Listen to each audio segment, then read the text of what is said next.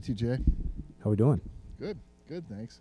What's the value of having both Ashun and Hassan down low for you guys? Guys familiar with each other, but also guys who are elite in terms of their defense and ability to affect an opponent's shot.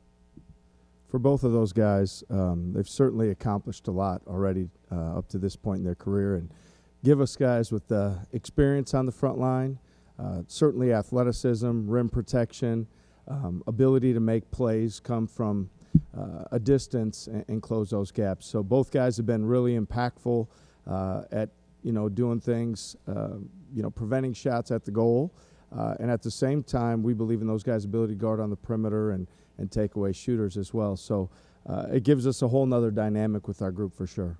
I know you'd mentioned in the past wanting Ashun to be able to be a trailer on some things and put up some outside shots. How has he progressed in that area? He has a knack to score the basketball. He's got really great touch around the goal, jump hooks, floaters, finishing plays around the basket. He's proven and has a consistent ability to knock down that 15-footer, and he's working every day, and we're continuing to challenge him when it comes down to knocking down that shot from three as well, because a lot of times it's not necessarily even on the trail or a pick and pop, but as a possession wears on and the defense kind of settles in, most natural five men migrate to the middle of the paint or to the goal, and Shun's somebody that can stay on the move and be an aggressive threat scoring from the perimeter or wherever he ends up on the floor. TJ, what is your point guard situation right now? Well, we knew bringing in a guy like Tamin Lipsey and Eli King, we had a lot of confidence in the job that they would be able to do. Certainly unfortunate for Jeremiah. I mean, a guy who, had 2 years under his belt in the American Conference, starting at Temple at that position. But yet at the same time, how we do things in our program and the belief that we have in those two young men is that they'll step up and answer the call. Tamin is extremely mature, has a great court demeanor. A guy that's a winner. He's got toughness, character, how he plays.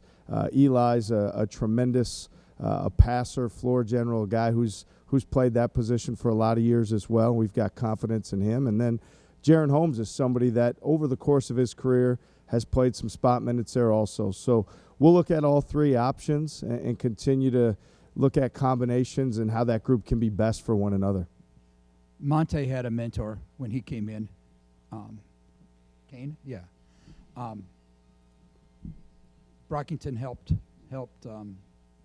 Tyrese last year. Who's your two freshman point guards? Who's their mentor? Who would be their mentor-like player this year?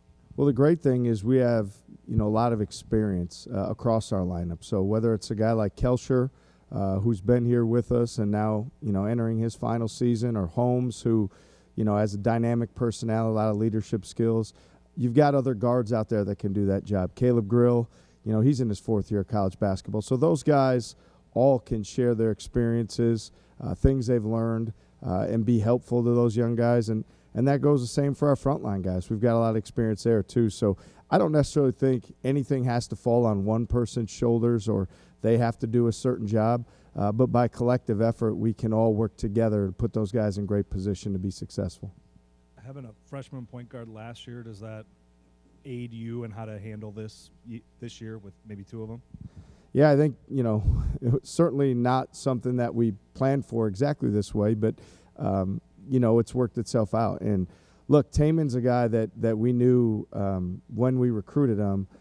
He's a quarterback in football. He's got that natural leadership quality and skill. And so for me, it's those guys knowing, both he and Eli, that we believe in them, that we know that there's going to be things that there's a learning curve like there would be to any freshman. There's a reason very few played in this league last year. And at the same time, we know what those guys, can do. We're going to elevate their confidence, put them in the spots where they're best, and continue to work through it and improve as the season moves forward. What kind of player is Jaron? Jaron is a very complete basketball player, a guy that's very high IQ. I think even more than his basketball ability, it's his effect on other people. He's got a contagious energy, enthusiasm, loves to be out there, guy that's just having fun playing basketball, but somebody that as a guard, a more physical guard, can get to the basket, score in the mid-range, and has been really shooting the three at a high level. Defensively, he's got a physical, way about him where he likes the contact and has been a great rebounder from the guard position. So he's somebody that just, I think every day he has an impact on winning in so many different areas, and his game's going to continue to develop as the season moves on as well. Trey King is a guy that maybe flies under the radar a little bit just because he's been here for so long at this point. What does he bring to the table? What have you seen from him so far? Yeah, at the forward position for Trey, I mean, when he's cutting to the basket and he's finishing in traffic and he's on the offensive glass, he is a force. I mean, he's somebody that's he's strong, he's physical, he's tough, has that ability to bring a dynamic to the team that we really need. So we're going to continue to put him in those spots because, physically, athletically, he's somebody that's got a motor and can play, that mismatched forward position where he can create some advantages for us. Is he the kind of guy that you can play him alongside in Oshun, like and play really big, I guess? Yeah, we're still working on all the combinations right now, and certainly everything's in play, but I would have confidence in that group, and I think there's going to be on our front line, we've got some more depth and versatility, especially when Trey becomes eligible, that we can do some different things. And we're going to look at all those we have in practice, and yet I think there's still something to be said for when you get in game competition, how that all fits together and how it all works. Hey, TJ, how has, Robert Jones grown since last year, and where has he really impressed you kind of since the summer as well? I've been really proud of Robert and how he's handled things in his development and off the court, the way that he worked this summer, how he's committed to our conditioning and our preseason program. He's one of our leaders. I mean, he's a guy that in our leadership group, Robert's in there every week, and he's earned the right to do that.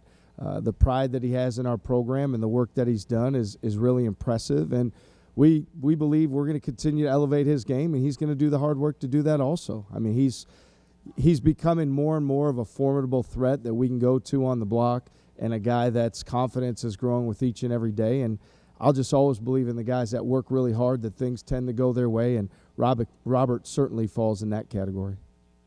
What steps are you taking to make sure that last year is something to build upon rather than a peak of the team? Well, if you look at last year, what we set out to do is establish pride in the program, work hard every single day, play Cyclone basketball in such a way that our fan base and everybody can get behind us because of the passion and enthusiasm we're playing with.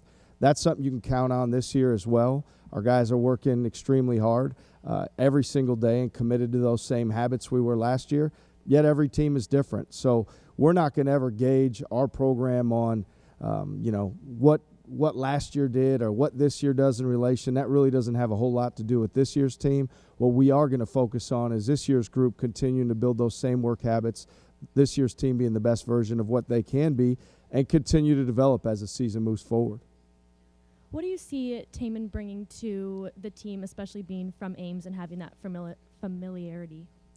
Well, we talk so much about the pride and the passion playing for this program, and think about how cool it is to have somebody that's gone to those games as a kid, that's come to the camps, that's been around our program and wants so badly to do well for Cyclone fan base, his teammates, himself, his family. And so he is in perfect alignment with what we look for, and we have a lot of confidence in what he's going to do right from the jump. So it's a neat story. I'm excited to see how he continues to handle things. And I'll tell you what, he's got terrific poise, how he carries himself, the confidence he has, just the demeanor, the way he goes about things is really impressive. And his character comes out every single day in our program. He's frequently a guy getting the loose balls, finding a way to make plays for teammates, celebrating his teammates. So it's going to be exciting to see what Taman does. TJ, you've adapted really well to kind of what college basketball is nowadays with the portal and everything like that. Is there, in your approach, an art form to managing the portal, or how you kind of go about that? More than specifically the portal or high school student athletes or, wherever we're, recruiting our talent from, it's always going to start with character. It's always going to start with wanting to be a Cyclone. It's always going to start with somebody that's about the hard work and the blue-collar mentality. And it just so happens that, last year we had opportunities for a lot of transfers to come in and play. This year we're in a similar but different, spot the same way. and utilizing the transfer portal. And yet I'll always be somebody that believes that the best for the long term and the growth of a program is bringing in, great high school players who develop in your program, and you retain them, and they continue to develop that greater sense of pride and experience in your program. So we've tried to do that. We're fortunate with the 3 freshmen that we have currently, and we'll continue to recruit high school student athletes aggressively. Yet at the same time, we're aware that, the transfer portal is a way when you need a certain player or a certain skill set that you're able to go out there and get it. I don't know that Demarion was a player that would have been described as a guard as a high school athlete, or even when he was being recruited or anything like that. How would you describe his game offensively, I suppose? I know defensively you guys have said a lot of good things about him as well. Yeah, he's a very versatile player, on both sides of the ball, offensively and defensively. And specifically from an offensive standpoint, he's a guy that can knock down shots. He's a terrific cutter with size at 6'7", somebody that can put a lot of pressure on the rim. He's been impactful on the offensive boards. So for Demarion, he's got physical tools. I'm not sure that some days he even realizes how gifted he is and what his trajectory will be here as a Cyclone. But it's exciting every day because you can see the growth, you can see the development, and it's going to continue to unfold. And he's a great young man with a bright future ahead of him. What's your offense going to look like? Offensively, we're going to look at playing some off the ball screen like we did last year, guys with Taman and Eli making plays. There's going to be opportunities as well for our wings, guys like Jaron and Gabe coming off screening action and making plays for us that way. We feel like we can do a better job than we did previously in terms of scoring off turnovers and getting out in transition.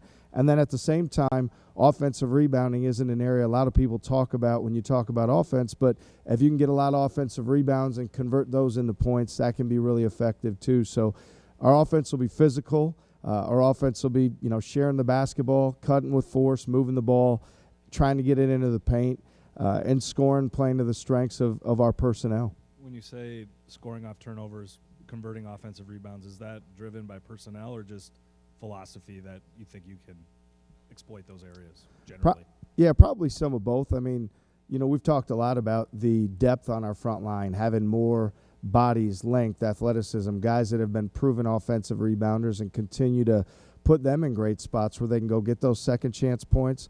I also think as we put our defense together, we want to speed people up. We want to generate turnovers, and that puts us in position where when you have those live balls, you can get out and go. And so I think part of it's design, part of it's personnel, and then really looking at offensively, where are those areas where we can be 2 points better, 4 points better, and create those margins for ourselves to find ways to win games. With Oshun and Ward, how much does that change what you guys will do or can do defensively with their ability to protect the rim?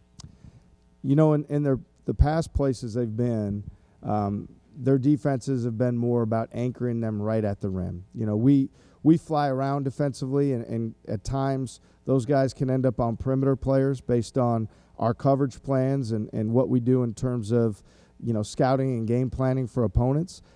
And yet, where we've seen them in practice, there's a lot more block shots than we saw last year in practice. They're able to instinctively go make reads and make plays on the defensive end, just like you want players to do on the offensive end. So it's definitely a new dynamic that we're able to have out there, and yet at the same time, we're not going to play those guys conservatively just hovering around the basket.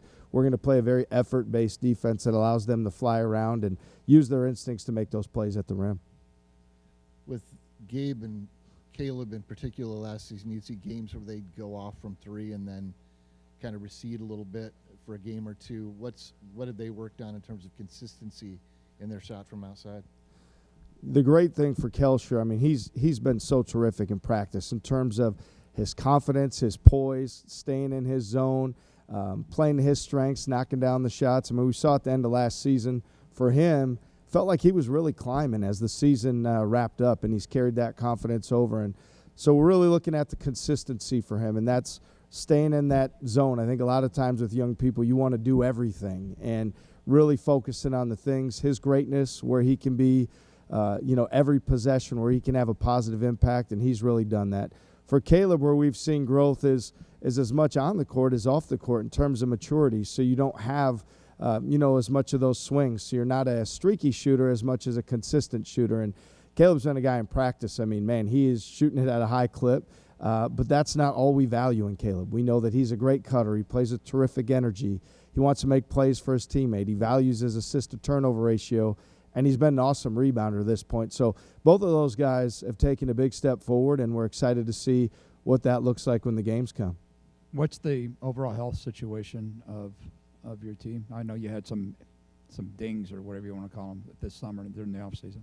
Yeah, everybody's full go right now, obviously with the exception of, Jeremiah's situation, which is certainly unfortunate. Everybody else is healthy. Our training staff and strength and conditioning staff do an unbelievable job, pouring into those guys and making sure that we're balancing those work habits and how hard we practice, and then also making sure that the recovery is very intentional and do what each guy needs. So fully healthy outside of what happened to Jeremiah last week, and excited to keep moving forward with everybody. You mentioned earlier that last year going in, the goal was to reestablish pride and a culture. What's been the carryover from last year with just, 4 guys and a lot of new guys? What's been the carryover, and what's been, I guess, the challenge in making sure that sticks in year 2? Well, with 4 guys, coming back, they can immediately when we start our summer workout plan, they can speak to the new guys about how hard we work and what we invest every single day and how they've seen that work for them, right? How they've developed individually, how they've come together as a group. There's certainly a unifying effect on guys investing in the hard work together. And those guys can be, essentially like the spokesperson for this works. We've lived it. We believe in it, and we're confident in it. So that's certainly, right away from the jump in the summer that's taken place. And then, again, you bring a guy in like Jaron Holmes, he's got those leadership skills. We wanted somebody that's got that personality, that leadership, and he's impacted it the same way. So, I know there's going to be like the common theme of compare this year to last year, and, we're certainly, a lot of gratitude to the team and the group that we had, but we need to focus on this year's group, what this year's group can be, will be, and what I would say is they're working incredibly hard. They're playing for one another. I like our energy. Our chemistry's been great, and we'll see where we can go with them.